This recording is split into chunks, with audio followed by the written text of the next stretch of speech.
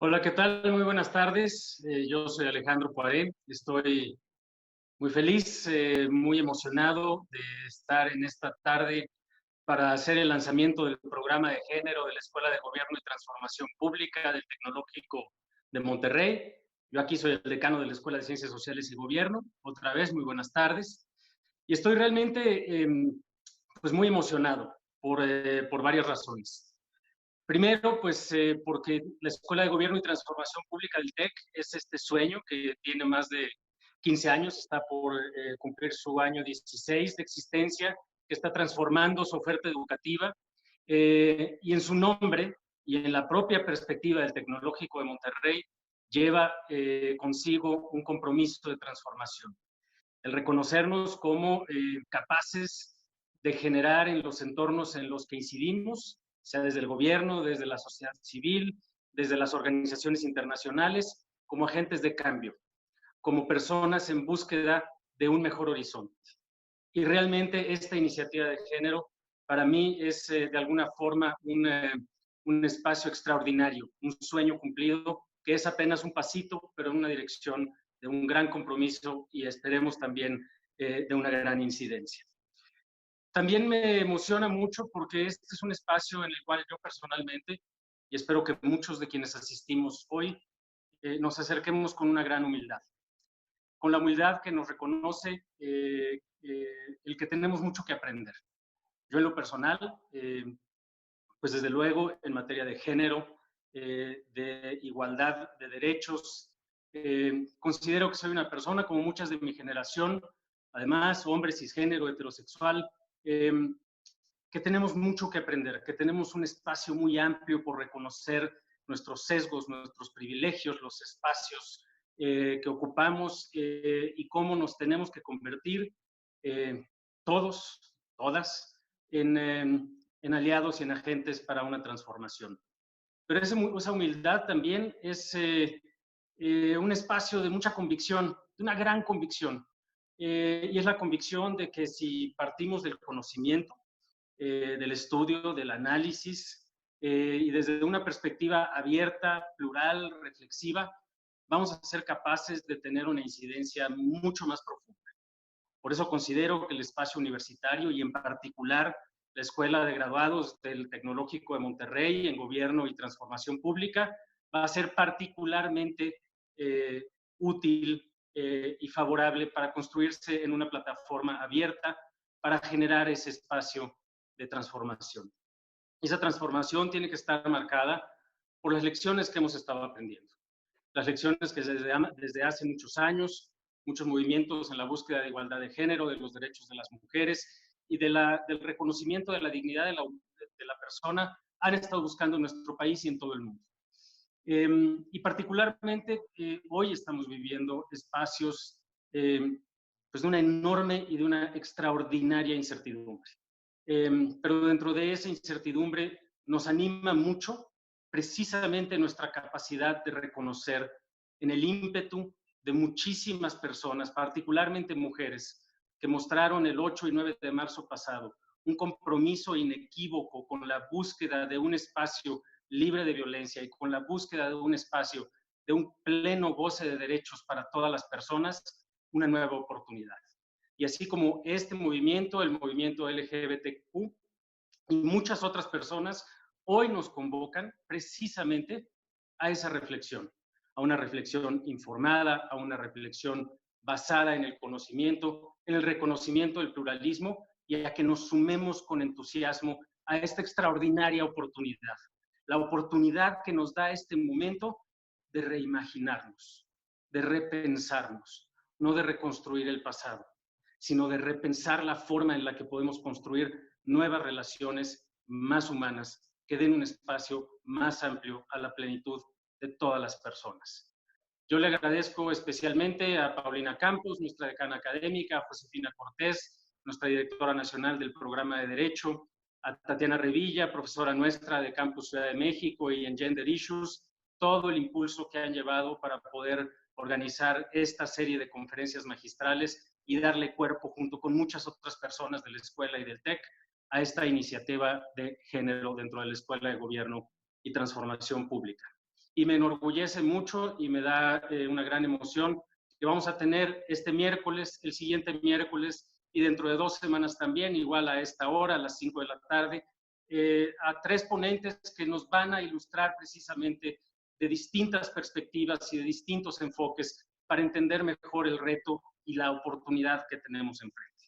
A Marta Lamas, a Estefanía Vela y a Sofía Poiré les agradezco mucho que nos hayan decidido acompañar en esta serie de conferencias inaugurales, y lo hago con la aspiración genuina de que esta sea una plataforma en la cual muchas personas, muchas mujeres, muchos hombres y muchas personas del TEC y de fuera del Tecnológico de Monterrey nos encontremos para aprender, para discutir y sobre todo para encontrar caminos para reimaginarnos y encontrar un nuevo espacio libre de violencia y con acceso pleno a los derechos para todas las personas. Muchísimas gracias. Como pueden ver, me toca mucho que aprender también y me emociona mucho esta oportunidad. Muchas gracias. Adelante, Paulina. Nos quedamos contigo. Gracias, Alejandro. La Escuela de Gobierno y Transformación Pública es el espacio para reflexionar, es el espacio para hablar de género, para disentir, para proponer y para no dejar de buscar mayor igualdad. Y en ese sentido hemos decidido y vamos a hacer un gran esfuerzo para incluir la perspectiva de género, mucho más énfasis en nuestros programas académicos, tanto de profesional como de posgrado, una mayor oferta también de educación continua, cursos de formación para nuestra facultad y estudiantes, y también hacer un mayor énfasis en la investigación. Yo también estoy muy contenta de iniciar con este primer paso, esta serie de masterclasses. ¿Quién mejor que contar con la presencia de la doctora Marta Lamas para dar inicio a esto? Ella el día de hoy nos va a platicar sobre el conocimiento y la perspectiva de género. Ya decía Alejandro, tenemos mucho que aprender, partamos de las bases. Voy a permitirme presentarte, Marta, bienvenida a la Escuela de Gobierno y Transformación Pública del Tecnológico de Monterrey. La doctora Marta Lamas es etnóloga por la Escuela Nacional de Antropología e Historia y doctora en Antropología por el Instituto de Investigaciones Antropológicas de la UNAM. Es profesora investigadora titular de la UNAM, adscrita al Centro de Investigaciones y Estudios de Género y coordina el seminario Modernidad, Versiones y Dimensiones de la UNAM. Participa en el movimiento feminista desde 1971, todo un referente, y ha fundado diversos proyectos feministas, tales como la revista Debate Feminista, el Grupo de Información en Reproducción Elegida GIRE y el Instituto de Liderazgo Simón de Beauvoir. Pertenece al Sistema Nacional de Investigadores de CONACYT, nivel 2. Ha publicado 8 libros y más de 100 artículos académicos. Adelante, Marta. Bueno, pues muchas gracias y buenas tardes a todas, todos y todes. Y antes de empezar esta clase tan interesante por internet, les quiero hacer una pregunta. Ustedes van a saber ahorita en sus pantallas sobre qué piensan o cómo definen género. Les voy a dar 3 opciones. No sé si se puede poner ya la diapositiva para que vean y empiecen a contestar. Para ti, ¿qué es género? ¿Es clase, tipo o especie? ¿Es sexo o es simbolización? Y vamos a dar unos segundos más mientras se están contestando y pues yo me imagino que ya ahorita podemos finalizar la votación porque ya se ha quedado bastante estable. Y fíjense qué interesante. Clase, tipo y especie es para el 23% de quienes están asistiendo ahorita, que son 48 personas. Sexo es para el 9%, 18 personas. Y simbolización se la lleva con el 69% y 144 personas. Entonces es simbolización lo que la inmensa mayoría piensa que es. Pero yo quisiera, y me gustaría que pongan el PowerPoint, por favor, no sé si es Tatiana o Areli, ¿no? La que sigue, que cuando hablemos de género, Hagamos esto que plantea este filósofo francés, tratar a los conceptos como instrumentos históricos y no como esencias intemporales. Y esto, la que sigue, por favor, nos lleva a lo que ha planteado Pierre Bourdieu, de decir que el pensamiento tiene condiciones históricas de posibilidad. Y aquí, la que sigue, por favor, vamos a ver que las tres respuestas son correctas y que ese es uno de los grandes conflictos que tenemos cuando leemos un texto y se habla género, porque género es un término que en español es un término taxonómico que sigue vigente y que es válido cuando dices qué género de literatura lees, qué género de música te gusta, ese género de conducta no es adecuado. Cuando hablas de los hombres como el género masculino y las mujeres como el género femenino. Y eso sigue vigente. Y en la columna de en medio vamos a tener que género es la traducción del inglés de gender y que es sexo. Y tú preguntas, what gender is your dog? Si vas a visitar a un amigo que tiene un perro, ¿verdad? En Inglaterra o en Estados Unidos, y si te metes al Foro Económico Mundial y ves el Global Gender Index, ¿no? Que marca la brecha de género, lo que te va a estar hablando es de género entendido como sexo, de hombres y de mujeres. Y finalmente, y esta es, digamos, la concepción o el uso más en el mundo académico, está esta nueva categoría que habla de un proceso de simbolización, en donde un conjunto de ideas, representaciones y atribuciones toman como base la diferencia sexual. La siguiente. Simbolizar. ¿Qué es esto de simbolizar? Bueno, simbolizar, que los antropólogos usamos mucho esa palabra, es una actividad de construcción de sentido. En ese sentido es cognoscitiva, pero también es una actividad física de elaboración emocional, subjetiva. Un ejemplo un poco pedestre. Nosotros de chicos aquí en México nos enseñan que un trapo verde, blanco y colorado es la bandera mexicana. Aprendemos, se le ha dado un sentido a ese trapo verde, blanco y colorado cognitivamente. Pero también cuando nos han dicho que es la bandera y hemos participado en diferentes momentos de la vida, en cosas emocionantes donde está la bandera, pues nos damos cuenta que hay una elaboración emocional. Y no se simbolizan de la misma manera ni las características anatómicas de los machos y las hembras humanas, ni las culturas van a simbolizar esa diferencia de la misma forma. La que sigue, por favor. Por eso, cuando hablamos del género como la simbolización de la diferencia sexual, vamos a reconocer que contiene elementos del conocimiento y elementos de la subjetividad. La mayoría de las personas, la que sigue, por favor. No, estaba bien así. La mayoría de las personas, la anterior. Bueno, déjalo ahí. Comprenden el género como sexo, como anatomía, el gender, como biología. Y es verdaderamente en el mundo académico, en cierto tipo de élites intelectuales, y en el mundo de la política pública que se empieza a nombrar a gender como simbolización, como cultura. ¿En qué momento este gender en inglés, que sigue siendo sexo, pasa a entenderse como socialización, como simbolización? La que sigue, por favor. Esto es un proceso viejo que ocurre a mitad del siglo XX en la unidad endocrinológica pediátrica del Hospital Johns Hopkins, que este médico, el doctor John Money, un psicólogo social, que luego se va a sacar el premio más famoso que da la Asociación Psiquiátrica por esta investigación, va a plantear que porque así le conviene a él para su investigación, él va a llamar sex a todo lo que tenga que ver con lo biológico, con la anatomía, con los cromosomas, y va a llamar gender a lo social, al proceso social de crianza. La que sigue, por favor.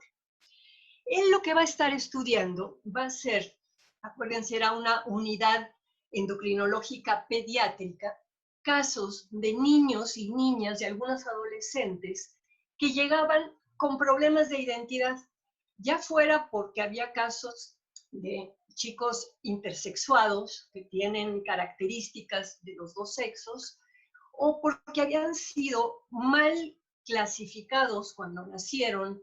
Hay veces que hay síndromes como el síndrome adrenogenital, que hace que los clítoris se crezcan y parezcan un pequeño pene, y en el momento en que nace una criatura y que están todos ahí en la sala de parto bastante enloquecidos, pues al hacer el primer vistazo sobre los genitales de una criatura y ven que se asoma algo, piensan, pues es un pene, es un niño, ¿verdad? Y hay veces que esa primera atribución no se corrige.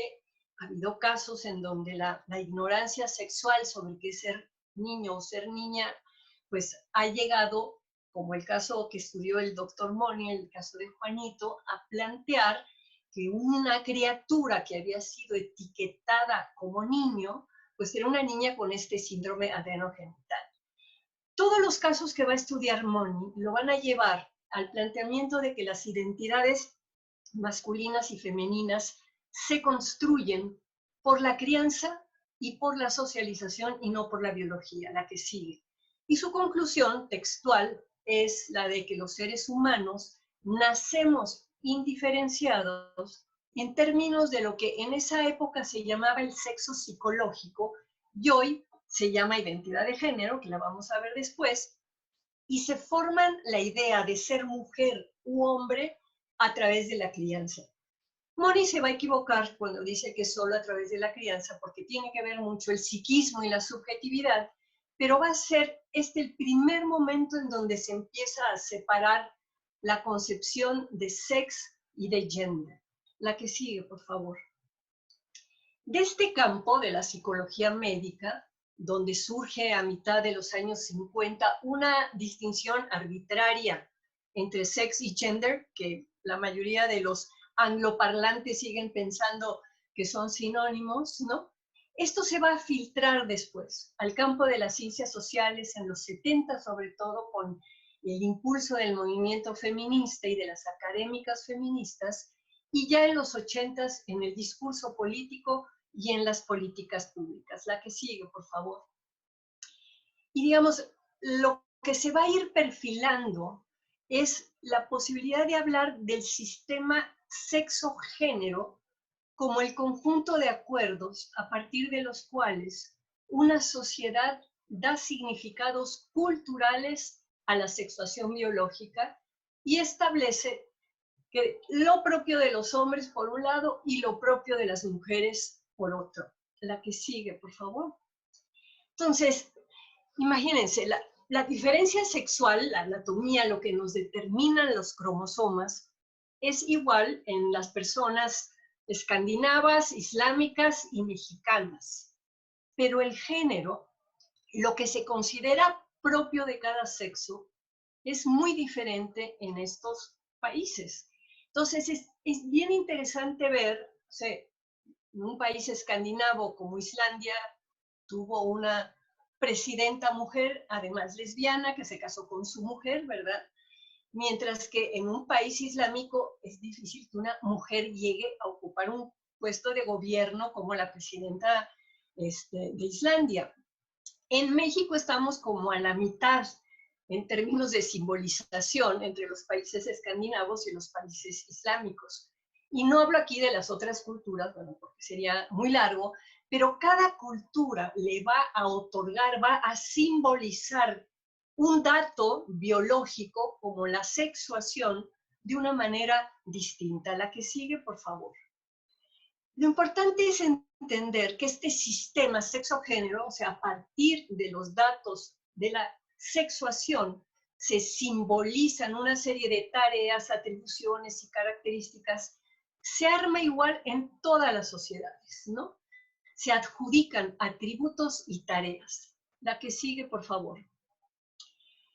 Lo que me parece que es lo notable es cómo las normas sociales y jurídicas que tenemos muchas veces se agarran de esa simbolización y consideran naturales diferencias simbólicas. Hay digamos, mucho escrito y me imagino que vamos a ir viendo a lo largo no solamente de la sesión de hoy, sino cuando estén con Estefanía Bell y luego con Sofía Poiré, ¿no? Cómo las simbolizaciones que hay en este momento sobre lo que es una familia, lo que es el matrimonio, lo que es la complementariedad, etcétera, ¿no? Que son construcciones, hay sectores muy importantes de la población que las consideran naturales. La que sigue, por favor. Entonces, yo les propongo ver al género como un filtro cultural, depende de la cultura en que estés, cómo lo vas a ver, a través del cual se ve el mundo. Pero es un filtro que va a condicionar las formas de relación que tenemos y que además va a incidir en la estructuración de la identidad. Entonces, es un filtro, ¿no?, que tiene que ver con las relaciones y que tiene que ver con lo psíquico también, con la estructuración de la identidad. La que sigue, por favor. Ahora bien, el género es un fenómeno que ha existido desde el Paleolítico hasta la fecha, persistente y duradero, pero no es inmutable. Se ha ido transformando histórica y culturalmente de acuerdo a los contenidos culturales de las diversas civilizaciones. La que sigue. La perspectiva de género, cuando las personas hablan de perspectiva de género, se refieren a la mirada con la que se analizan estas cuestiones consideradas lo propio de los hombres y lo propio de las mujeres. Obvio que hay perspectivas de género tradicionales. Si pensamos en lo que piensa, por ejemplo, el Vaticano de cuál es el lugar de las mujeres en la sociedad, pues considera que no pueden llegar a ser sacerdotas, ni obispos, ni a cubrir una serie de funciones. Y hay perspectivas de género, digamos, científicas que tratan de ver hasta dónde muchas de las diferencias que estamos viendo entre hombres, mujeres y personas con identidades no normativas o disidentes tienen que ver con simbolizaciones o tienen que ver con otro tipo de determinantes. Entonces, obvio que el término perspectiva de género, cuando se usa en política pública, lo que está queriendo decir es fijémonos qué pasa con los hombres, qué pasa con las mujeres y hasta dónde muchas de esas conductas, de esas decisiones y elecciones tienen que ver con estos procesos de simbolización. La que sigue. En México lo que vamos a ver cuando hablamos de perspectivas de género de los seres humanos, de la perspectiva de género, que cada uno de nosotros tiene una perspectiva de género en la cabeza. Y en México tenemos lugares en nuestro país que siguen viviendo con una lógica cultural del siglo XIX. Hay comunidades muy pequeñas, comunidades rurales, alguna comunidad indígena, aunque el movimiento de las feministas indígenas está cambiando eso, pero todavía lo hay, que viven con esta idea de que, bueno, las mujeres, el lugar de las mujeres es la casa, es la cocina, que ellas se ocupen de los niños, donde ningún hombre se dejaría ver cargando un bebé o cambiando un pañal, ¿no? Donde toda una serie de atributos y de tareas tienen que ver con esta idea de que hay una separación entre hombres y mujeres y que eso es lo natural. La mayoría de la población de nuestro país vive con una lógica cultural del siglo XX. Ya se entiende que hay una igualdad en términos de derechos civiles, de derechos ciudadanos. Ya las mujeres pueden votar y ser votadas, incluso pueden llegar a tener puestos importantes, ¿no? Secretaria de Gobernación, tenemos paridad política, pero sin embargo todavía sigue habiendo una división entre el trabajo de la familia y el trabajo de la casa, y se sigue pensando que cuando una pareja joven decide tener una criatura, bueno, pues lo mejor es que ella se quede, ella se salga del trabajo, que elija un trabajo de medio tiempo para ocuparse bien del bebé, porque, bueno, la masculinidad implica ser el proveedor que va a traer lo necesario a la casa. Y hay algunos grupos políticos, grupos intelectuales, en general de gente muy joven, que sí está viviendo con una lógica cultural del siglo XXI. No solo por las distintas identidades que están reconociendo con mucho respeto y con mucha facilidad, entender que hay personas no normativas, que hay personas trans, queer, ¿no? Sino también porque el tema de la división de los roles, de los papeles femenino y masculino, se han borrado. Y así vamos a encontrar a varones que están quedándose en casa a cuidar a los hijos mientras las mujeres trabajan, no son la mayoría, pero ya empieza a haber una lógica cultural distinta del siglo XXI. La que sigue, por favor. Lo que hacen las lógicas culturales, la lógica cultural de género, es establecer lo que se llaman mandatos, el mandato de la feminidad, el mandato de la masculinidad, y los establecen de tal manera que los internalizamos en la subjetividad. Y esto hace que entre nosotros mismos tengamos ciertas percepciones, ciertas creencias, ciertas prácticas y además disposiciones que moldean la subjetividad. Yo quiero contar rápidamente un ejemplo que pone Bourdieu en su libro, en donde cuenta que en una cena en Francia, sin empleada del hogar, había un grupo de personas, ¿no? Y suena el teléfono, esto fue en los años 60 o 70, que no habían celulares, la señora de la casa se para a contestar el teléfono y en el momento en que los invitados empiezan a comer. Y uno de los invitados de repente dice, a esta sopa le falta sal. Y dos mujeres se paran, hechas la mocha, se van a la cocina a buscar la sal y el señor de la casa, el marido de la esposa, se queda sentado. Esto es una disposición, no es una orden que venga de afuera, sino es algo que ya tienes internalizado en este mandato de la feminidad o mandato de la masculinidad. La que sigue, por favor. Por eso, la gran mayoría de las hembras humanas aspira a ser lo que la sociedad valora como femeninas y a cumplir con las tareas y atribuciones propias de las mujeres, mientras que la gran mayoría de los machos humanos aspira a ser lo que se valora como masculino y a cumplir las prescripciones de los hombres. La que sigue. La carga simbólica de la virilidad desactiva en la gran mayoría de los hombres un cuestionamiento del trabajo desgastante y peligroso que tienen que hacer. Y la carga simbólica de la feminidad hace lo mismo con el cuestionamiento del trabajo desgastante de cuidado que también tienen que hacer. La que sigue. Esto es bien interesante porque hay veces que piensan que el estudiar género es estudiar a las mujeres. Y no, estudiar género también es estudiar lo que le pasa a los hombres, estudiar cómo la masculinidad favorece que tengan identificaciones heroicas y objetivos de acción prestigiosos o gloriosos, lo cual los engancha con una cultura laboral que les ofrece en términos simbólicos promesas de éxito y de realización en su masculinidad, potencia y de riqueza, a cambio de trabajo extenuante, horarios larguísimos, entrega a la empresa y adhesión a los valores que ésta promueve. Esto ha sido estudiado mucho en Francia por Christophe Dejour, que analizó cómo la masculinidad de los gerentes en un momento de crisis hizo que hubiera una cantidad, por ejemplo, de suicidios de hombres que sentían que ya no podían avanzar y que el tipo de exigencias a las que estaban sometidos los llevaban incluso al suicidio. La que sigue, por favor. Para las mujeres, este trabajo considerado femenino de criar y cuidar tiene dos caras.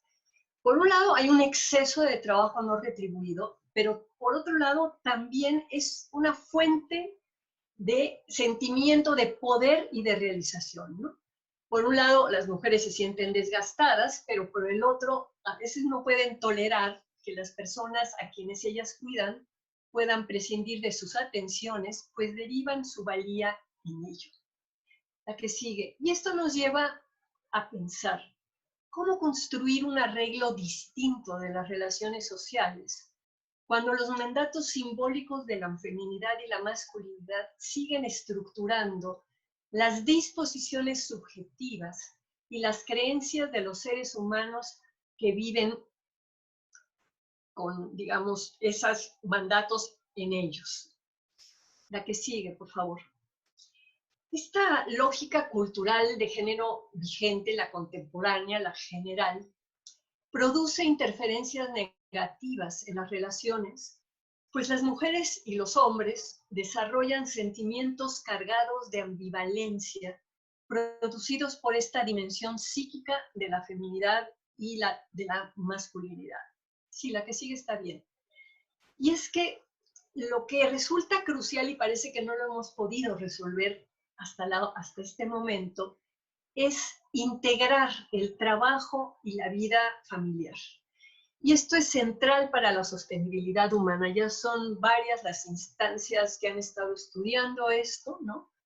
Todo el tema de la corresponsabilidad, trabajo, familia, la responsabilidad de los cuidados y el tema de las personas dependientes siguen ausentes de la agenda política. Es decir, no hay en este momento un proyecto de ley, por ejemplo, para personas dependientes. ¿Qué pasa cuando en una familia hay un hijo dependiente con un problema de mucha discapacidad y los papás dicen, a la hora que nosotros nos vamos a morir, ¿quién se va a hacer cargo? O sea, los hermanos a lo mejor ya se fueron a vivir a otra parte, no hay familiares cercanos, o sea, hay una serie de problemas que tienen que ver con esta conciliación trabajo-familia y con entender lo sustantivo que es el tema del cuidado, que todavía no están puestos en la agenda política. La que sigue, por favor.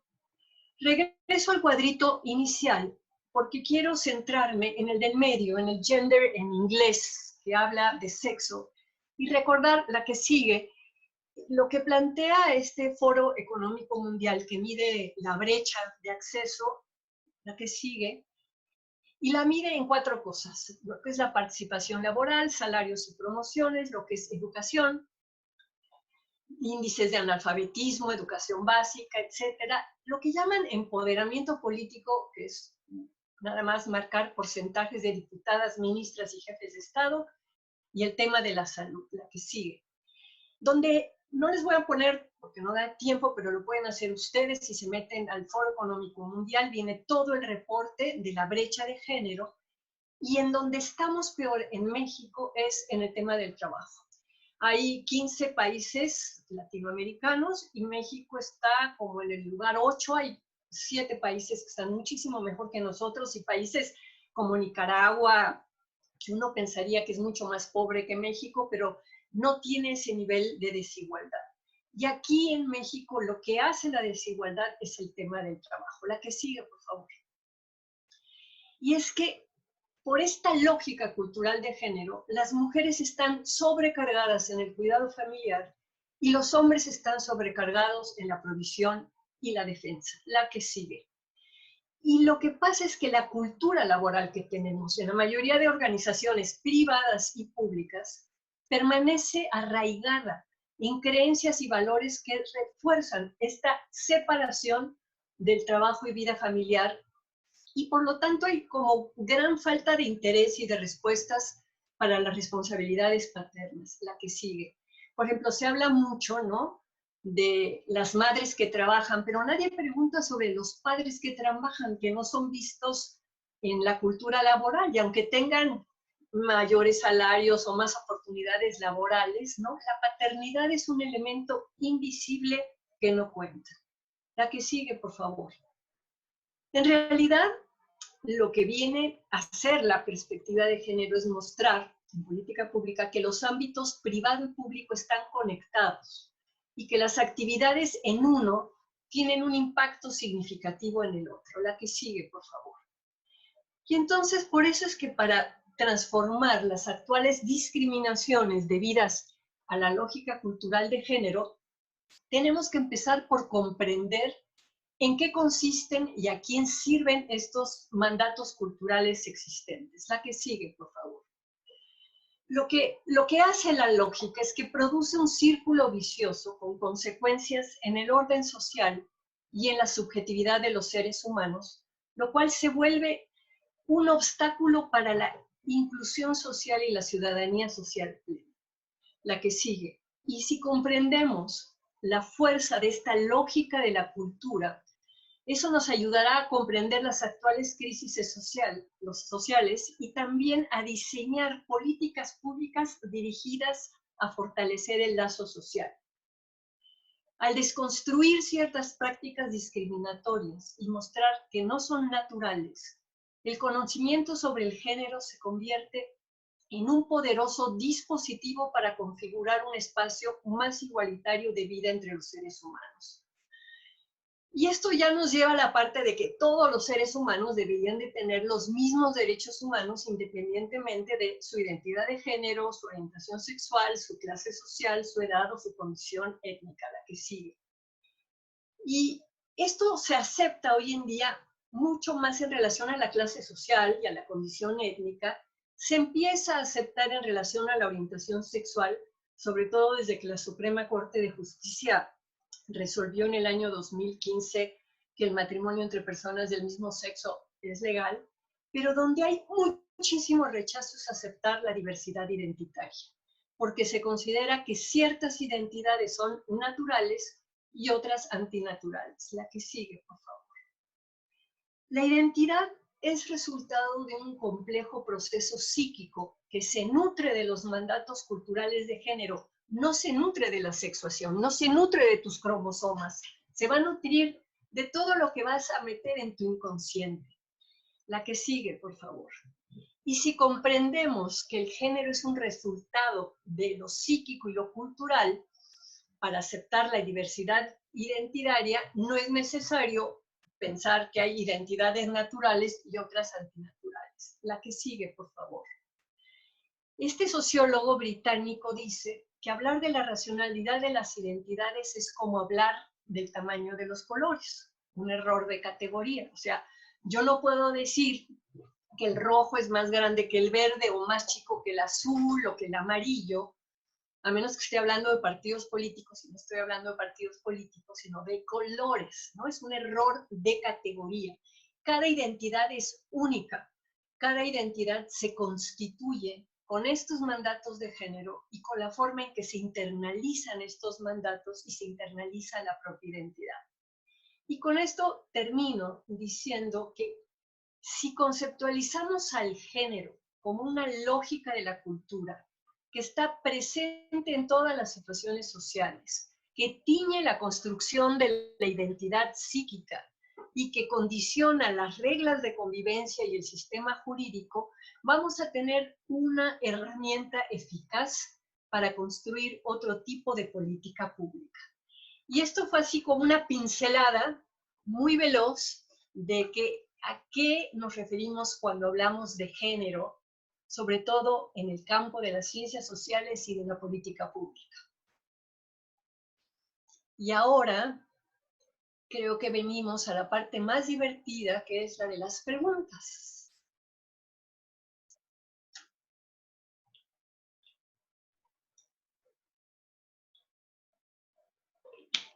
Ay, pon tu micrófono, Paulina, está apagado. Gracias.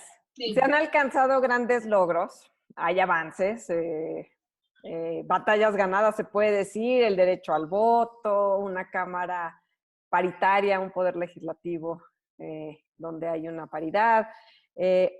Sin embargo, pues también es un hecho que persisten grandes brechas, ¿no? Y todavía hay un camino largo por recorrer.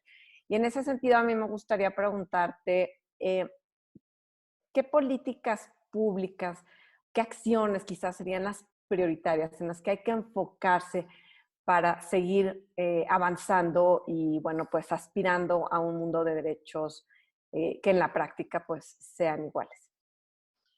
Bueno, yo soy de las personas que piensan que tener un piso, que toda la población tenga un piso, llámese salario universal, piso, ingreso único, básico, ¿no?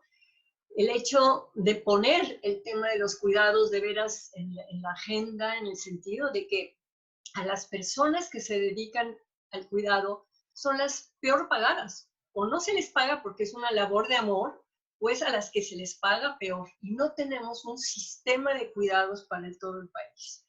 Y tampoco tenemos algo muy importante, y a mí, mis alumnos siempre me dicen que yo pienso que vivo en Escandinavia, no en México, ¿verdad?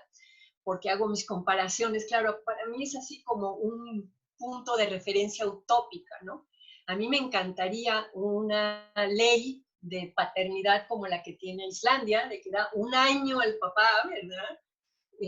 porque no solamente es dar el año para que el papá se ocupe del bebé, sino es también para que los empleadores se den cuenta que les cuesta lo mismo contratar un hombre que una mujer, porque cuando el hombre tenga un hijo, no es que la mujer se va a quedar en la casa cuidándolo, sino que él va a tener esos meses de manera obligatoria para cuidarlo también.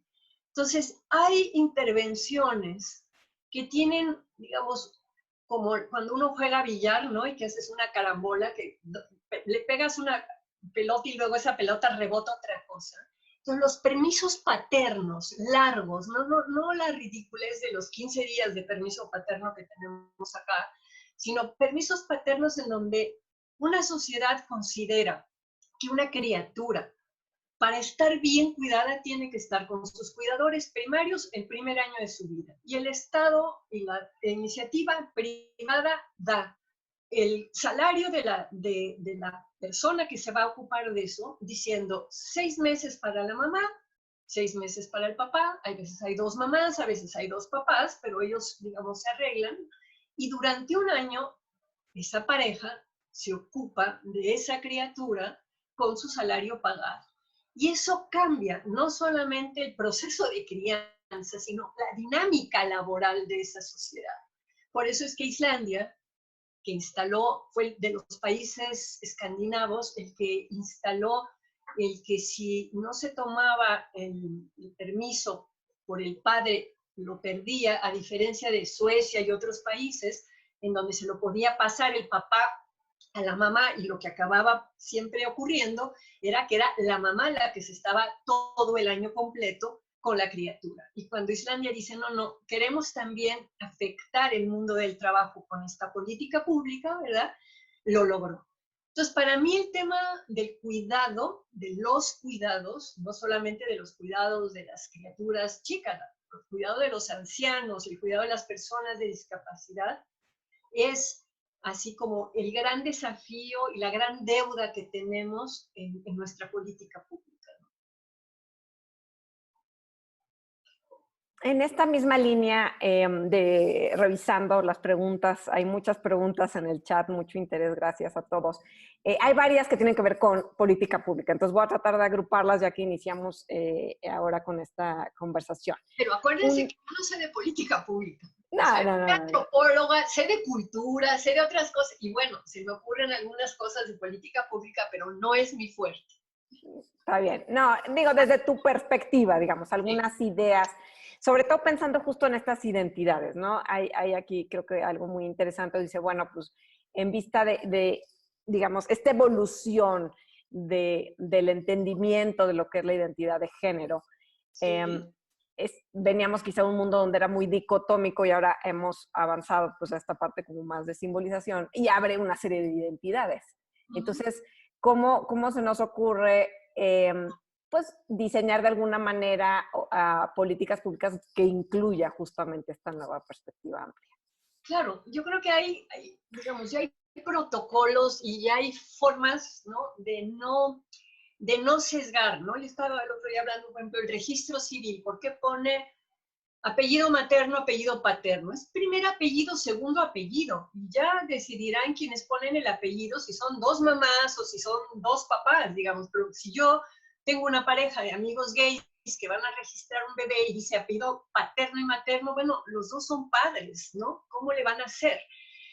Me imagino que en el mundo del trabajo esto pasó en sociedades, yo conozco mucho lo que ha pasado en Inglaterra, donde además el inglés te permite con mucha más facilidad evitar el género de las personas en los currículos, ¿no? Entonces tú pones anthropologist, no pones tu edad, ¿no? Hay toda una serie de cuestiones que ayudan a que no haya una discriminación en función de género o de edad o eso.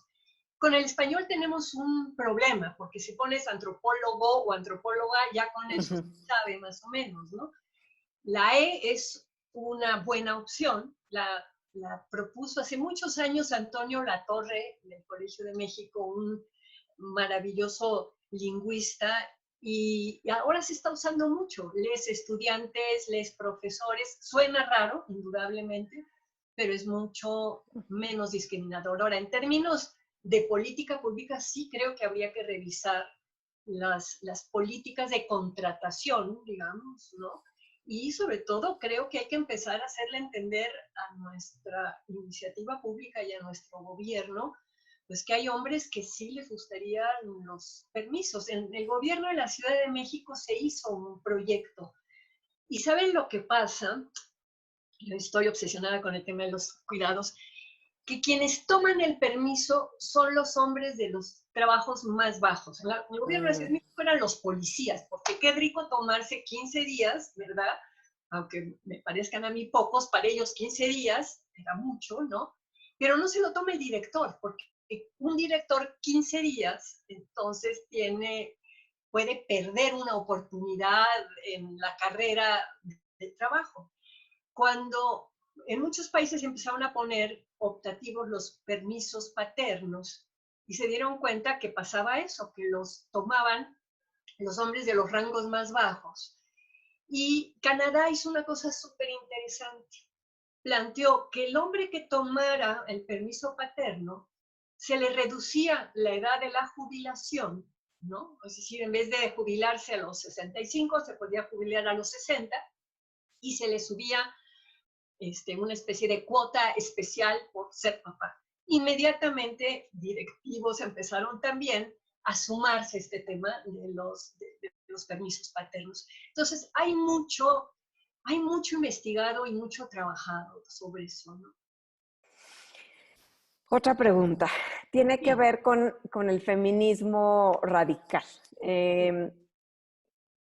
¿Consideras que atenta contra la identidad de género o que bien es una nueva oportunidad para erradicar la desigualdad de género? A ver, cuando hablan de feminismo radical, para mí radical quiere decir ir a la raíz de las cosas. A mí me encantaría ser considerada una feminista radical, y se llama muchas veces radical a las extremistas. Entonces, por ejemplo, hay un grupo de feministas que están en contra de las personas trans, que son las TERFs, ¿no? Trans Exclusionary Feminism, ¿no?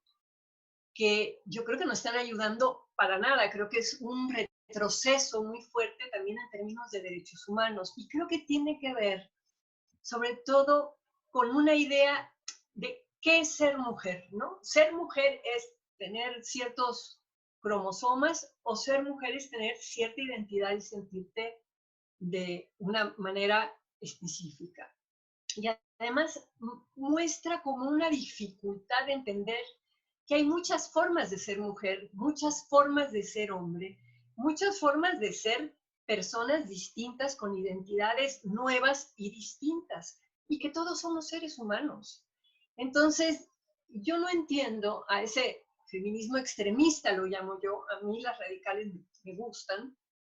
El feminismo extremista que está planteando que solo si eres biológicamente una mujer cis, ¿no? Cis es el prefijo que quiere decir de este lado, y que es lo contrario al prefijo trans, que es del otro lado, ¿no? Que solo entonces así eres mujer. Bueno, eso yo no lo entiendo. Y no entiendo porque sí creo que además, por lo menos lo puedo ver en muchos de mis alumnos, que ahora las identidades son mucho más fluidas, ¿no? O sea, te sientes ser humano, que te gustan cosas femeninas y te gustan cosas masculinas, y que viene a bien esta necesidad de definir quién sí está en lo correcto y quién no.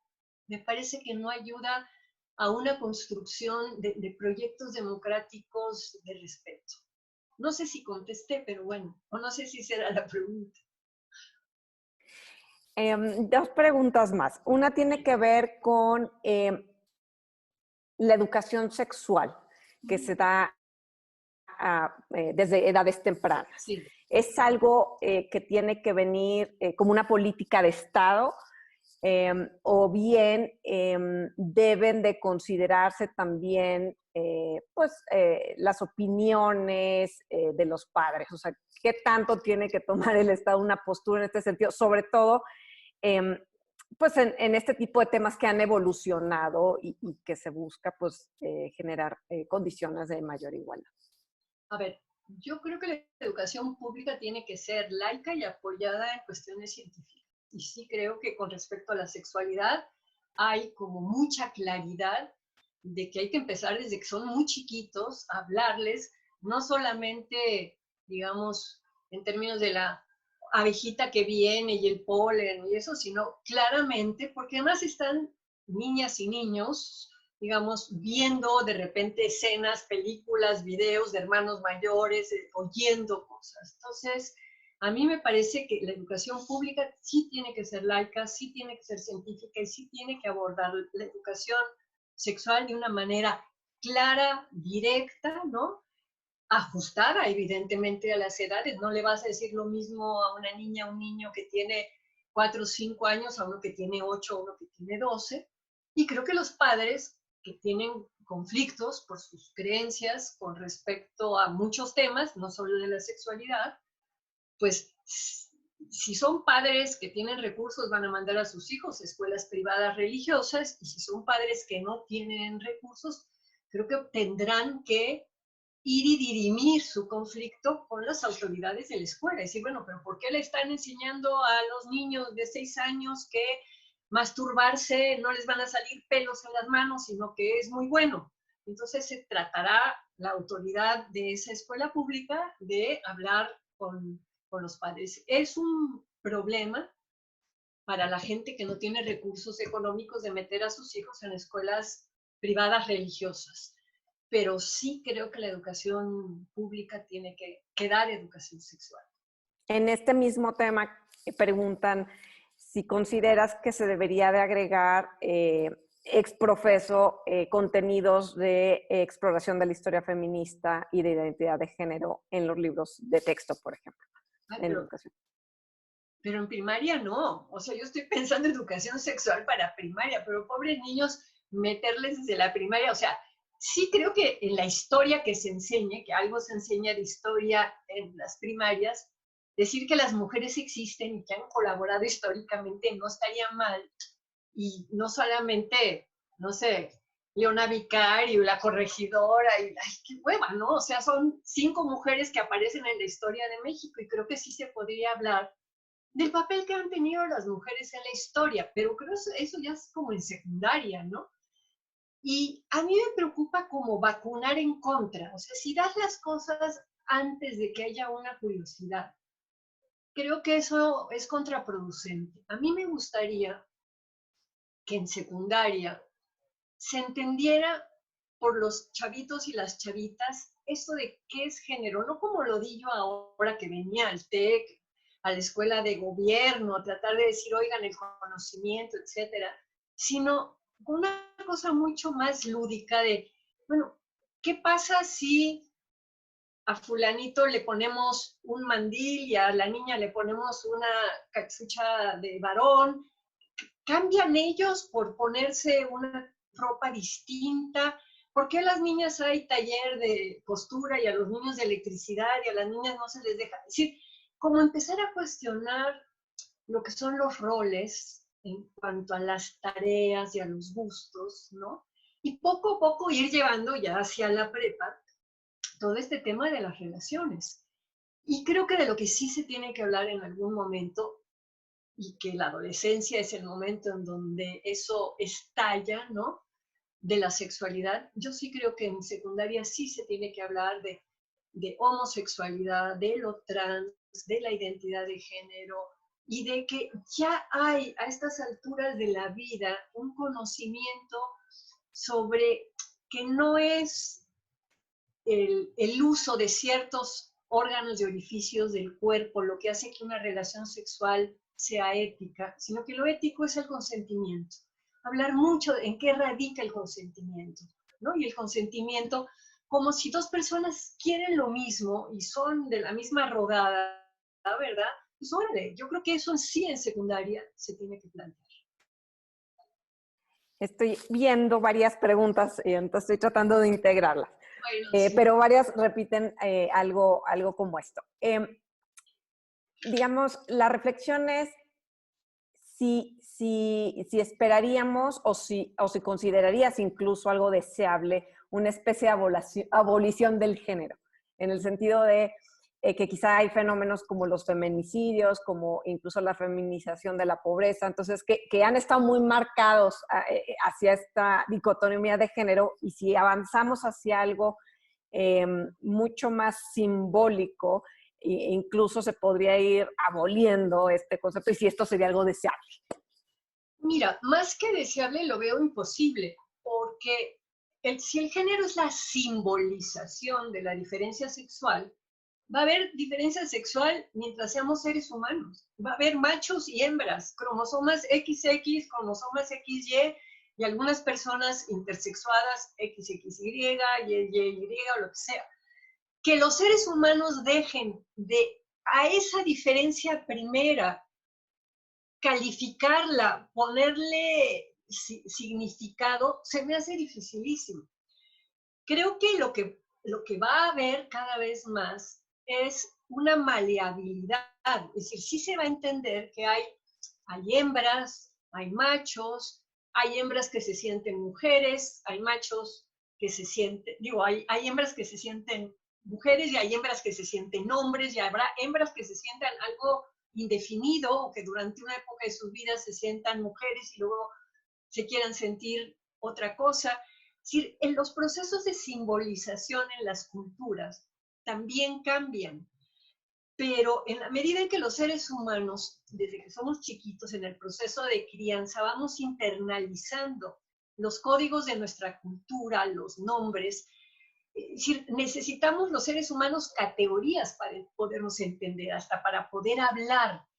Entonces, el género es una categoría que nos permite hoy saber que un macho cromosomas XY puede tener una identidad de mujer, tiene una identidad de género y que quiere vivir con esa identidad de mujer y que va a luchar, y muchos en la sociedad lo vamos a hacer también con esta persona, ¿no?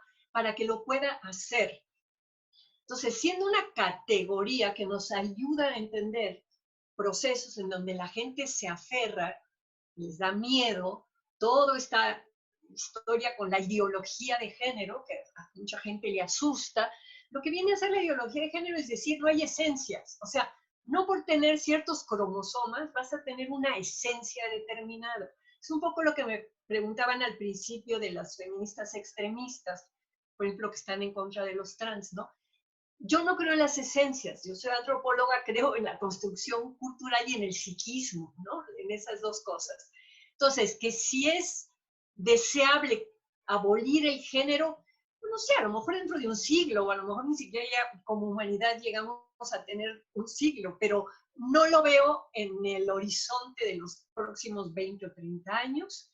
Sí creo que lo que va a haber va a ser el reconocimiento de múltiples géneros, de múltiples formas de ser hombres y de ser mujeres, y que lo que vamos a tener que poner son nuevos nombres a esas personas. Y en vez de decir hombre trans o mujer trans o no normativo, esto, a lo mejor habrá que buscar nombres más divertidos, quimera, mariposa, no sé.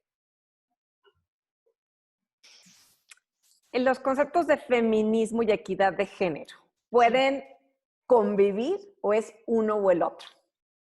No, claro que conviven. A ver, equidad es un término que viene, desde los romanos y que habla de una justicia para darle a cada quien de acuerdo a lo que tiene o lo que no tiene, ¿no? Entonces, yo creo que sí hay posibilidad de hacer políticas equitativas. Aparte, necesitamos políticas igualitarias. A ver, hasta ahorita los seres humanos somos machos, hembras e intersexuados.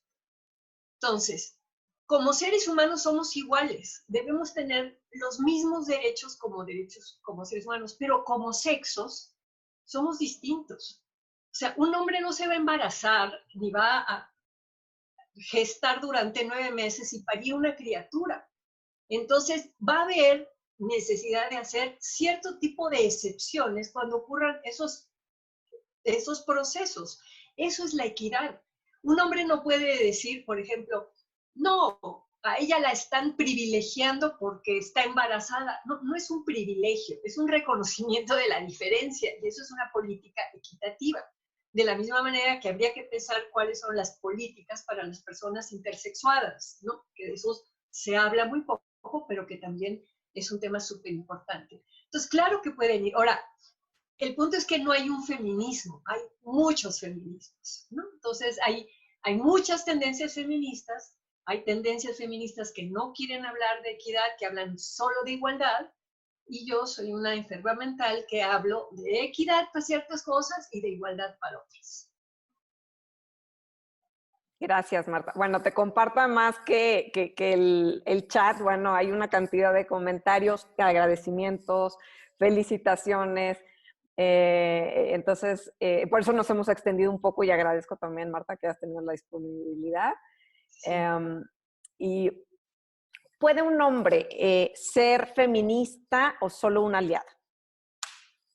Bueno, ese es uno de mis problemas en la vida, que yo creo que si el feminismo es para mí tres cosas. Es un movimiento social, es una postura política y es una crítica de la cultura.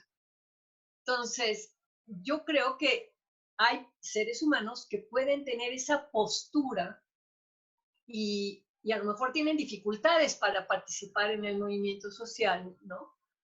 Hay hombres que hacen crítica a la cultura. Entonces, en lo personal, yo sí creo que puede haber hombres que compartan la postura política del feminismo y que se asuman como feministas, lo cual les va a traer muchísimos problemas porque allá afuera en el mundo la mayoría de las feministas dicen que los hombres no pueden ser feministas, ¿no?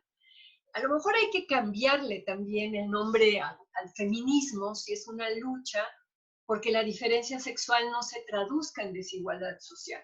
Si no se traduce en desigualdad social esta diferencia anatómica, bueno, eso es lo que queremos las feministas o los humanistas o los igualitaristas o quienes.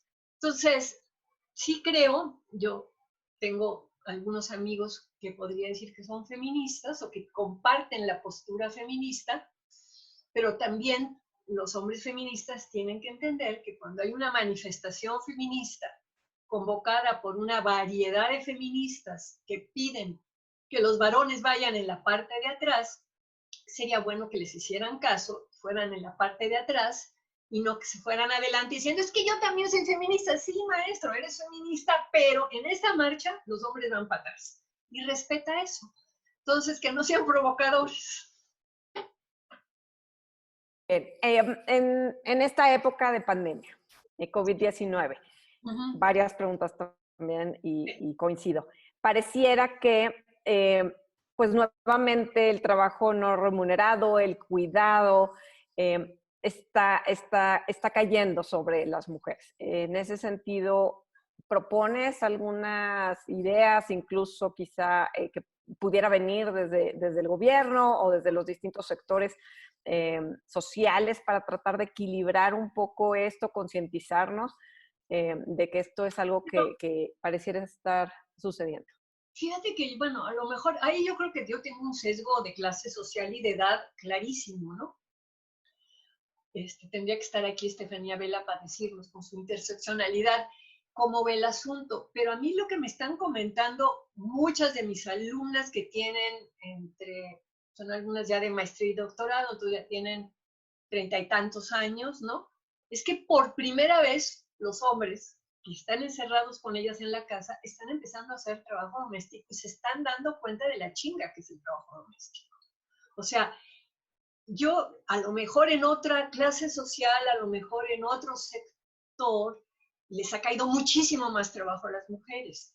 Pero si ahorita estamos encerrados hombres y mujeres al parejo, digo, ahí también tiene que ver con qué tipo de relación tienes, ¿no? Es decir, si tú estás encerrada y tu marido va y se encierra en su estudio y se la pasa todo el día enfrente de la computadora y tú no eres para decirle toc, toc, te toca ahora a ti hacer la comida o cuidar al niño o eso, ahí, digamos, ya tiene que ver con el tipo de acuerdos en las parejas, ¿no? Leí un artículo en The Guardian que justamente señalaba que los hombres están empezando a dar cuenta, cuando ya llevan un rato encerrados, de lo cansado del cuidado de los niños, ¿no? Es decir, que una cosa era llegar en la noche, besito al escuincle o llevarlo en la mañana a la escuela, y otra cosa estar todo y tratar de trabajar con niños que te están brincando encima, híjole, sí está como... Entonces, la verdad, no sé, sí creo, y eso lo decía una feminista italiana que se llama Alisa Del Re, de la Universidad de Padua, sacó un artículo precioso el 1 de mayo, lo sacó en el Manifesto Italiano y lo tradujeron en página 12 de Argentina, y dice que lo único que está seguro es que no podemos regresar a lo mismo de antes después de lo que nos ha pasado ahora con el COVID. Y yo creo que sí es con todo el horror y el dolor de lo que está pasando. A mí se me murió ayer un amigo, un gran activista, Jaime Montejo. Con todos estos horrores, tenemos que establecer otro tipo de relaciones. Con la gente con la que estamos encerradas ahorita en la casa, otro tipo de relaciones. Entonces, y cuando salgamos, pedir otro tipo de cosas también de la política y de la política pública. Pedírsela a los partidos, pero pedírsela también a las empresas. Es decir, sí necesitamos, porque esto igual se puede repetir el año que entra, ¿no? Es decir, nada garantiza que este COVID no regrese. ¿Cómo vamos a hacer entonces para vivir después del COVID de una manera mucho más igualitaria? Marta, muchas gracias. De verdad es que este inicio de plática contigo ha sido increíble. Gracias por dedicarnos este tiempo, por compartir tu conocimiento, tu experiencia y opiniones. Lamento lo de tu amigo que nos acabas de compartir. Y bueno, pues no sé si quieras decir algo final. Y bueno, pues yo nada más, después de que termines, les platicaría sobre las siguientes 2 sesiones. Bueno, pues nada, que la pregunta esa que pusimos al principio, que la tengan muy presente cuando lean cualquier cosa sobre género. Lean género y digan, a ver, este autor me está hablando de gender como sexo, me está hablando de gender como simbolización, porque siguen vigentes los homónimos, suenan igual, género, género, género, y a veces quieren decir cosas distintas. Entonces, por un lado eso, y por el otro lado, cómo el género nos atraviesa como seres humanos, nos atraviesa en nuestra subjetividad, en nuestra identidad, en nuestros deseos, en nuestras disposiciones, el querer atender, el querer proteger, ¿no? Lo femenino, lo masculino. Y bueno, y lo que queremos es, pues, todos proteger, todos ser proveedores, ¿no? Esta cosa de reconocernos como seres humanos más allá de las identidades y las etiquetas, me parece que ese sí es el horizonte para dentro de muchos años. Y agradezco muchísimo a Paulina, muchísimo a Alejandro y a todo el equipo, a Tatiana, a Areli, que me tuvieron mucha paciencia para meterme en este asunto electrónico. Muchas gracias y les deseo pues, mucho éxito. Gracias, Marta. Pues gracias también a todos los que nos acompañaron, no nomás en México y a personas de Latinoamérica. Bienvenidos a este espacio. Y recordarles que el próximo 13 de mayo seguiremos con la Masterclass de Género, Derecho y Política Pública con Estefanía Vela. Y el próximo 20 de mayo, también miércoles, con la plática Masterclass Movimientos Actuales, una cuarta ola feminista con Sofía Poiré. Buenas tardes.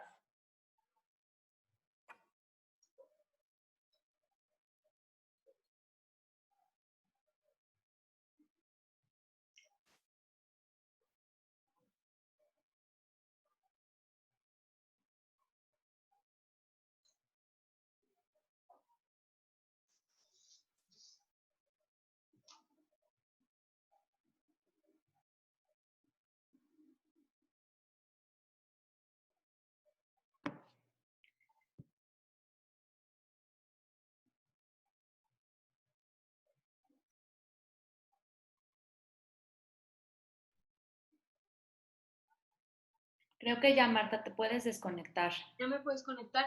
Oigan, gracias. sí me interesa mucho que me manden las preguntas, ¿eh? Sí.